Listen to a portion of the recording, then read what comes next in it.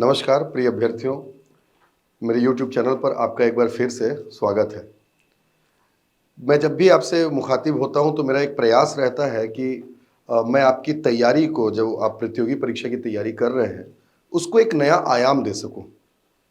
और इसी कड़ी में हर सप्ताह मैं किसी महत्वपूर्ण विषय पर आपसे चर्चा भी करता हूं, जो विषय न केवल आपको जानने चाहिए बल्कि इस वजह से भी जानने चाहिए कि वो आपके प्रतियोगी परीक्षा या पीएससी की जो परीक्षा आप देने वाले हैं, उस परीक्षा के लिए भी अत्यंत महत्वपूर्ण है। इसी कड़ी में आज हम बात करेंगे राजनीतिक दलों की, और खास तौर पर जो राजनीतिक दलों को राष्ट्रीय दल और राज्य दल की जो मान्यता दी जाती है, उसके संदर्भ में हम आज चर्चा करेंगे। सबसे पहले मैं आपसे ये बताना चाहता हूं कि आखिर ये विषय चर्चा में क्यों है। तो देखिए, जैसे ही अभी गुजरात विधानसभा के चुनाव के रिजल्ट आए और इन चुनावों के परिणाम के बाद आम आदमी पार्टी को भारत का 9वां राष्ट्रीय दल का दर्जा प्राप्त हो चुका है। चूंकि इससे 9वां राष्ट्रीय दल का दर्जा प्राप्त हुआ, इससे सहसा ही ये टॉपिक काफी महत्वपूर्ण भी हो गया कि राष्ट्रीय दल आखिर किसे कहते हैं, इसको दर्जा दिए जाने के पीछे क्या क्या वजह होती हैं, क्या क्या महत्वपूर्ण कारक होते हैं, और ये हमारे परीक्षा के दृष्टिकोण से भी अत्यंत महत्वपूर्ण हो जाता है। इसलिए आज हम इसी विषय पर चर्चा करेंगे। इससे पहले कि हम ये जानें कि राष्ट्रीय दल और क्षेत्रीय दल क्या होते हैं, उसके पहले एक चीज जानना जरूरी है कि राजनीतिक दल एक्चुअली क्या होते हैं और वो कैसे गठित होते हैं। प्रिय अभ्यर्थियों, सबसे महत्वपूर्ण बात यह है कि भारत एक लोकतंत्र है और लोकतंत्र में जनता की शासन में भागीदारी होती है। खास तौर पर भारत एक प्रतिनिधि लोकतंत्र है, यानी प्रत्यक्ष न होकर के अप्रत्यक्ष लोकतंत्र को दर्शाता है। इसका मतलब यह है कि भारत में जो शासन है वो जनता न करके जनता के चुने हुए प्रतिनिधियों के माध्यम से होता है। ये जो प्रतिनिधि होते हैं, ये अलग अलग विचारधाराओं को दर्शाते हैं। इन्हीं प्रतिनिधियों का जब विचारधाराओं के आधार पर संकेंद्रण होता है, जब एक समूह बनाते हैं, तो अलग अलग विचारधाराओं से प्रेरित प्रतिनिधियों के समूह को ही राजनीतिक दल कहा जाता है, पॉलिटिकल पार्टी कहा जाता है। इस प्रकार प्रतिनिधि लोकतंत्र में, यानी जो आपका रिप्रेजेंटेटिव डेमोक्रेसी होगी, उसमें राजनीतिक दल की भूमिका अत्यंत महत्वपूर्ण हो जाती है। भारत में चुनाव अगर लड़ना है या चुनाव में भागीदारी लेनी है तो राजनीतिक दल का गठन करना आवश्यक है। एक महत्वपूर्ण चीज यहां पर ध्यान देने वाली बात यह है कि संविधान के अनुच्छेद 19(1) सी 19(1) सी में भारत के प्रत्येक व्यक्ति को अपने समूह संगम बनाने का अधिकार दिया गया है। इसी के तहत कोई भी व्यक्ति अपना समूह यानी अपना एक दल बना सकता है, लेकिन वो दल राजनीति कर पाएगा या नहीं कर पाएगा, ये डिपेंड करता है, ये निर्भर करता है इलेक्शन कमीशन ऑफ इंडिया पर। यानी जैसे आपने अपना एक समूह बना लिया, उस समूह के द्वारा राजनीति करने के लिए आपको सबसे पहले भारत निर्वाचन आयोग, केंद्रीय निर्वाचन आयोग, इलेक्शन कमीशन ऑफ इंडिया के समक्ष जाकर के अपने दल को राजनीतिक दल के रूप में पंजीकृत करवाना अनिवार्य होता है। भारत निर्वाचन आयोग या केंद्रीय निर्वाचन आयोग किसी भी दल को राजनीतिक दल के रूप में पंजीकृत संविधान के अनुच्छेद 324 के तहत करते हैं और ये पंजीकृत कर दिया जाता है। इसके पश्चात जब पंजीकृत हो गए तो अब ये राजनीतिक दल चुनाव में भाग ले सकते हैं और चुनाव में इनके द्वारा किए गए परफॉर्मेंस, इन्होंने कितना अच्छा परफॉर्म किया, इसके आधार पर फिर इन्हें मान्यता प्रदान की जाती है, रिकॉग्निशन दिया जाता है राष्ट्रीय दल के रूप में और क्षेत्रीय दल या जिसको राज्य के दल के रूप में भी कहा जाता है।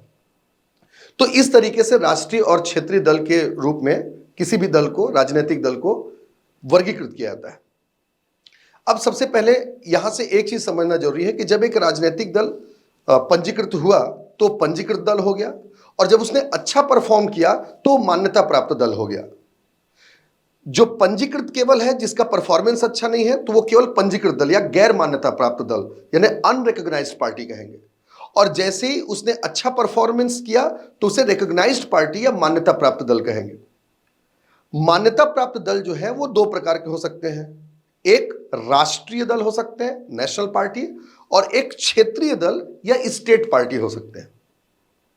और इस प्रकार से अगर हम देखें तो दल तीन प्रकार के हो जाएंगे, एक गैर मान्यता प्राप्त या पंजीकृत दल, अनरिकॉग्नाइज्ड और registered party, registered political party, और एक मान्यता प्राप्त दल होंगे, जिसमें दो प्रकार की मान्यता प्राप्त दल होंगे, दो प्रकार के रिकॉग्नाइज्ड पार्टी होंगे, एक राष्ट्रीय दल और एक आपका क्षेत्रीय या राज्य के दल, नेशनल पार्टी या स्टेट पार्टी। अब इसे समझते हैं कि आखिर कोई दल राष्ट्रीय दल कैसे बनता है। लेकिन राष्ट्रीय दल के बारे में समझने के पहले हमें यह जानना पड़ेगा कि कोई दल राज्य का दल कब कहलाता है। तो प्रिय अभ्यर्थियों, सबसे पहले तो यह समझिए, नाम से स्पष्ट है, राज्य का दल यानी क्षेत्रीय दल, स्टेट पार्टी या रीजनल पार्टी, और एक नेशनल पार्टी यानी राष्ट्रीय दल। राज्य का दल क्या है? किसी पंजीकृत राजनीतिक दल ने चुनाव में भाग लिया और चुनाव में उसने इतना अच्छा परफॉर्म किया कि उसकी पहचान एक राज्य तक सीमित है, उस राज्य में उसने बहुत अच्छा परफॉर्म किया है, तो जब उसे राज्य में पहचान मिली तो वो स्टेट पार्टी कहलाएगी। और ऐसे राजनीतिक दल जो अपनी पहचान राष्ट्रीय स्तर पर बना लेते हैं या उनका वजूद जो है राष्ट्रीय स्तर पर पूरे देश भर में देखा जा सकता है, उन्हें राष्ट्रीय दल कहा जाता है। यह तो इसकी व्यवहारिक परिभाषा हो गई। लेकिन वास्तविक परिभाषा या किसी भी दल को राज्य या राष्ट्रीय दल के रूप में मान्यता प्रदान करने का अधिकार इलेक्शन कमीशन ऑफ इंडिया के पास में है, भारत निर्वाचन आयोग के पास में। और भारतीय निर्वाचन आयोग जो है किसी भी दल को राज्य का दल या राष्ट्रीय दल का दर्जा देने के कुछ मानक तय करती है। तो सबसे पहले हम देखते हैं कि किसी दल को राज्य के दल के रूप में दर्जा कब मिलता है। तो देखें, किसी भी दल को राज्य के दल के रूप में चिन्हित या दर्जा दिए जाने के 5 प्रमुख बिंदु बताए गए हैं। सबसे पहला बिंदु, उस राजनीतिक दल को उस राज्य की विधानसभा के चुनाव में, जो भी लेटेस्ट विधानसभा हुआ है, उस विधानसभा के चुनाव में कुल वैध मतों का 6% वोट शेयर या 2 विधानसभा सीटें मिलनी चाहिए, पहला क्राइटेरिया। दूसरा, पिछले लोकसभा के चुनाव में उसको कुल वैध मतों का 6% वोट या 1 लोकसभा की सीट मिलनी चाहिए। तीसरा, विधानसभा के ही चुनाव में उसे 3% सीट या वोट जो ज्यादा हो वो मिलना चाहिए। चौथा, विधानसभा या लोकसभा के चुनाव में जो टोटल वैलिड वोट्स हैं उसमें 8% उसको वोट मिलना चाहिए। या पांचवा होता है कि लोकसभा के चुनाव में प्रत्येक 25 सीट में से 1 सीट उस राजनीतिक दल को मिलना चाहिए।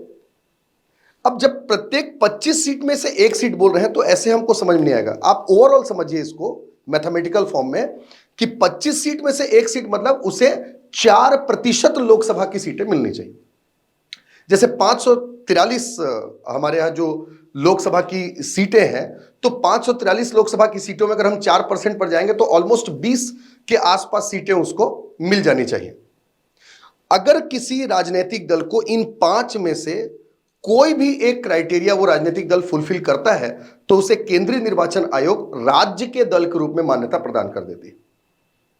प्रिय अभ्यर्थियों, यहां पर समझने वाली बात यह है कि जो आम आदमी पार्टी है, जिसकी वजह से ये जो टॉपिक है काफी महत्वपूर्ण हुआ है, राजनीतिक दल के रूप में उसे राज्य के राजनीतिक दल के रूप में 4 राज्यों ने उसको मान्यता प्रदान की। प्रिय अभ्यर्थियों, यहां पर एक चीज हमको ध्यान देने वाली बात यह है कि जब हम आम आदमी पार्टी की बात कर रहे हैं, जिसकी वजह से यह टॉपिक बहुत महत्वपूर्ण है, तो आम आदमी पार्टी को 4 राज्यों में उसे राज्य पार्टी का दर्जा प्राप्त हो गया है। जैसे सबसे पहले दिल्ली में आम आदमी पार्टी के पास 53% लगभग वोट शेयर है और 62 सीटें हैं। दूसरा है पंजाब, जहां पर 42% उसके पास वोट शेयर है और लगभग उसके पास 92 सीटें हैं।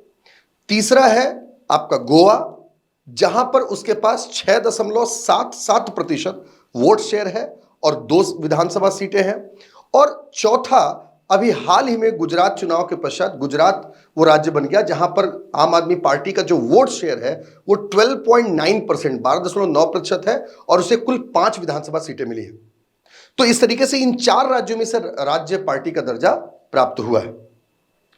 अब आगे बढ़ते हैं, राष्ट्रीय दल किसको कहा जाएगा।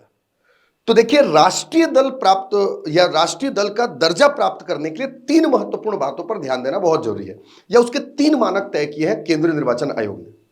जो सबसे पहला मानक है कि किसी भी दल को राष्ट्रीय दल का दर्जा प्राप्त तब होगा जब उसे कम से कम 4 राज्यों में राज्य दल का दर्जा प्राप्त हो जाए। 4 राज्यों में राज्य दल का दर्जा प्राप्त हो जाए। दूसरा, लोकसभा के चुनाव में उसे 2% सीट कम से कम हासिल होनी चाहिए, 2% सीट, और ये 2% सीट कम से कम 3 राज्यों से प्राप्त होना चाहिए। 2% सीट मतलब जैसे 543 आपका सीटें हैं लोकसभा की, तो 543 में से अगर हम 2% सीट देखें तो ऑलमोस्ट 10 से 11 सीटें जो हैं वो मिलनी चाहिए, तो वो क्या हो जाएगा, आपका राष्ट्रीय दल के रूप में चिन्हित हो जाएगा। और एक तीसरा जो लास्ट स्टैंडर्ड है वो ये है कि या तो लोकसभा या विधानसभा के चुनाव में उसे 6% का वोट शेयर हो और 4 लोकसभा सीटें हासिल हो। ये जो 6% का वोट शेयर है वो 4 या अधिक राज्यों में मिलना चाहिए। लोकसभा के चुनाव में 4 या अधिक राज्यों में उसको 6% का वोट शेयर मिलना चाहिए, और साथ ही 4 लोकसभा सीटें मिलनी चाहिए। वो 4 लोकसभा सीटों के लिए कोई बाध्यता नहीं, वो एक राज्य से मिल जाए या कई राज्यों से मिलाकर के 4 लोकसभा सीटें हो। इस आधार पर अगर इन 3 मानकों को कोई भी अगर राजनीतिक दल पूरा करती है तो केंद्रीय निर्वाचन आयोग उसे राष्ट्रीय दल का दर्जा प्रदान कर सकती है। ये तो ही राज्य के दल क्या होते हैं या क्षेत्रीय दल क्या होते हैं और राष्ट्रीय दल क्या होते हैं, उनकी परिभाषा या उनके मानक क्या है। वर्तमान में अगर हम राष्ट्रीय दलों की और राज्य का दर्जा प्राप्त दलों की और गैर मान्यता प्राप्त यानी केवल पंजीकृत दलों की संख्या अगर देखें तो गुजरात विधानसभा चुनाव के पूर्व तक हमारे देश में 8 राष्ट्रीय दल, 52 जो है 52 क्षेत्रीय दल या राज्य दल, और 2354 ये अनरिकॉग्नाइज्ड पार्टी यानी गैर मान्यता दल या फिर आप इसे पंजीकृत दल कह सकते हैं, ये संख्या थी। जो गुजरात विधानसभा के चुनाव हुए, गुजरात विधानसभा के चुनाव के पश्चात राष्ट्रीय दलों की संख्या 8 से बढ़कर के 9 हो गई। जो राज्य दल हैं उनकी संख्या 52 से घटकर 51 हो गई, क्योंकि आम आदमी पार्टी क्या बन जाएगी, आपका 9वां राष्ट्रीय दल हो जाएगा। और जो गैर मान्यता प्राप्त दल या पंजीकृत दल हैं उनकी संख्या 2354 यानी 2354 यथावत बनी हुई। अब अगर हम ये देख लें कि कौन कौन से वो 9 दल हैं जो राष्ट्रीय दल का दर्जा प्राप्त है, तो इन 9 दलों को आप मेरे साथ याद करिएगा, आप कभी नहीं भूलेंगे। इसमें से 2 दल ऐसे हैं जिनका नाम बी से शुरू होता है, बी, बीजेपी और बीएसपी, भारतीय जनता पार्टी और बहुजन समाजवादी पार्टी। इसके बाद से 3 दल ऐसे हैं जिनके नाम में कांग्रेस आता है। पहला ऑल इंडिया तृणमूल कांग्रेस, दूसरा एनसीपी नेशनलिस्ट कांग्रेस पार्टी, तीसरा आईएनसी इंडियन नेशनल कांग्रेस। ये 3 हो गए, 3 और 2 5। 2 दल ऐसे हैं जिनके नाम में कम्युनिस्ट आता है। एक कम्युनिस्ट पार्टी ऑफ इंडिया, भारतीय कम्युनिस्ट पार्टी, और दूसरा CPIM communist party of India Marxist यानी मार्क्सवादी भारतीय कम्युनिस्ट पार्टी। तो 3 2 5 और 2 7 हो गए। एक है आपका एनपीपी नेशनल पीपल्स पार्टी। ये 8 दल जो थे वो राष्ट्रीय दल थे गुजरात विधानसभा चुनाव के पूर्व तक। परिणाम आने के बाद जो 9वीं पार्टी है आम आदमी पार्टी, उसे भी राष्ट्रीय दल का दर्जा दे दिया गया। तो अब इस तरीके से हमारे देश में 9 राष्ट्रीय दल होंगे। अब ये सब जानने के बाद एक प्रश्न उठता है कि आखिर कोई दल अगर राष्ट्रीय दल या कहला जाए या गैर पंजीकृत या गैर मान्यता प्राप्त दल हो तो क्या बेसिकली अंतर है। तो सबसे महत्वपूर्ण अंतर तो उस दल की साख पर है, क्रेडिट, इज्जत। किसी को पूरे देश भर में जाना जा रहा है तो नो डाउट उसकी इज्जत क्या होगी, बहुत ज्यादा होगी। लेकिन इसके अलावा कुछ सुविधाएं भी मिलती हैं राष्ट्रीय दलों को। जैसे नंबर 1 सबसे पहला चुनाव चिन्ह। जो भी राष्ट्रीय दल होंगे या राष्ट्रीय दल का दर्जा प्राप्त राजनीतिक दल होंगे, उनके चुनाव चिन्ह क्या हो जाते हैं, निश्चित हो जाते हैं। देश भर में किसी भी प्रकार का अगर वो चुनाव लड़ रहे हैं तो उनके उम्मीदवार वो चुनाव चिन्ह का प्रयोग कर सकते हैं। दूसरा सबसे खास बात यह है कि राष्ट्रीय दल का दर्जा प्राप्त जो राजनीतिक दल होंगे उन्हें चुनाव प्रचार करने या अपनी बातों को रखने के लिए जो सरकारी मीडिया होती है, जैसे आकाशवाणी हो गया, रेडियो, और साथ ही साथ जो दूरदर्शन है, इसमें भी वो अपनी बातों को रख सकते हैं। इसके साथ साथ तीसरा, उन्हें चुनाव लड़ने के लिए प्रस्तावक, केवल एक प्रस्तावक की आवश्यकता होती है। यहां पर मैं एक बात बता दूं कि जब भी आप चुनाव लड़ना चाहते हैं तो आप तो उम्मीदवार हो गए, या कोई व्यक्ति चुनाव लड़ना चाहता है तो उम्मीदवार हो गया, लेकिन वो चुनाव तभी लड़ सकता है जब वो नामांकन फॉर्म भरता है। और हर किसी को नामांकन फॉर्म में एक ऐसे व्यक्ति का समर्थन चाहिए होता है जो सपोर्ट करे कि हां, इस व्यक्ति को चुनाव लड़ना चाहिए। मतलब जो आपके नाम का समर्थन करे वो आपका प्रस्तावक है, जो आपको कहेगा कि भाई ये व्यक्ति बनना चाहिए, इस पद पर चुना जाना चाहिए। तो ठीक उसी प्रकार से वही समर्थक जो होता है आपका प्रस्तावक या प्रपोजर कहलाता है। अगर आप राष्ट्रीय दल के उम्मीदवार हैं या राष्ट्रीय दल के व्यक्ति अगर चुनाव लड़ रहे हैं तो उन्हें केवल एक प्रस्तावक चाहिए, जबकि गैर मान्यता प्राप्त दल से अगर आप चुनाव लड़ रहे हैं तो आपको कम से कम 2 प्रस्तावक की आवश्यकता होती है। इसके साथ साथ जब चुनाव होता है तो चुनाव में आप देखते हैं कि बहुत सारे प्रचार प्रसार होते हैं। तो जो राष्ट्रीय दल होते हैं इनको 40 स्टार एडवर्टाइजर यानी स्टार प्रचारक रखने की अनुमति होती है। स्टार प्रचारक मतलब आप देखते होंगे कि कई चुनाव होते हैं, उसमें बड़े बड़े जो एक्टर और एक्ट्रेसेस होती हैं वो भाग लेते हैं और उस कैंपेन में शामिल होते हैं, उस दल को सपोर्ट करते हैं। इन्हीं को स्टार प्रचारक कहा जाता है। तो वो स्टार प्रचारक भी इसमें रखे जा सकते हैं। और सबसे खास बात यह है कि जब आप चुनाव लड़ रहे हैं तो आपको एक अमाउंट खर्च करना है। वो फिक्स अमाउंट चुनाव आयोग के द्वारा बताया जाता है, उससे ज्यादा आप खर्च नहीं कर सकते। लेकिन जब आप स्टार प्रचारक रखते हैं और अगर आप राष्ट्रीय दल का दर्जा प्राप्त दल है तो आपके जो स्टार प्रचारक का जो खर्च होगा या जो उनकी यात्रा पर होने वाला खर्च होता है वो उम्मीदवार के खर्चे से अलग होता है। मतलब आपकी खर्च की सीमा भी बढ़ जाएगी। इस प्रकार से इन सारे तथ्यों के आधार पर, इन्हीं सुविधाओं के आधार पर और जो उन्हें तवज्जो मिलती है पूरे नेशनल लेवल पर, इसी आधार पर किसी भी दल को राष्ट्रीय दल और राज्य के दल के रूप में उन्हें सुविधाएं प्रदान की जाती हैं। और आम आदमी पार्टी अभी आपका राष्ट्रीय दल का दर्जा प्राप्त की है। और जैसा कि मैं आपको अगर बताना चाहूं कि आम आदमी पार्टी को किस आधार पर राष्ट्रीय दल का दर्जा दिया गया है, तो याद कीजिए राष्ट्रीय दल में मैंने आपको जो सबसे पहला मानक बताया था वो ये था कि उसे कम से कम 4 राज्यों में राज्य के दल के रूप में चिन्हित होना चाहिए। और आम आदमी पार्टी 4 राज्यों दिल्ली, पंजाब, गोवा और गुजरात में राज्य दल के रूप में चिन्हित हो गई, इसलिए उसको राष्ट्रीय दल का दर्जा प्रदान कर दिया गया है। यह काफी महत्वपूर्ण टॉपिक था, उम्मीद करता हूं आपको पसंद आया होगा और इसे नोट करके रखें, यह एग्जाम के लिए बहुत ही महत्वपूर्ण है। अगले सेशन में किसी ऐसे ही ज्वलंत मुद्दे पर फिर से एक बार चर्चा करेंगे। धन्यवाद।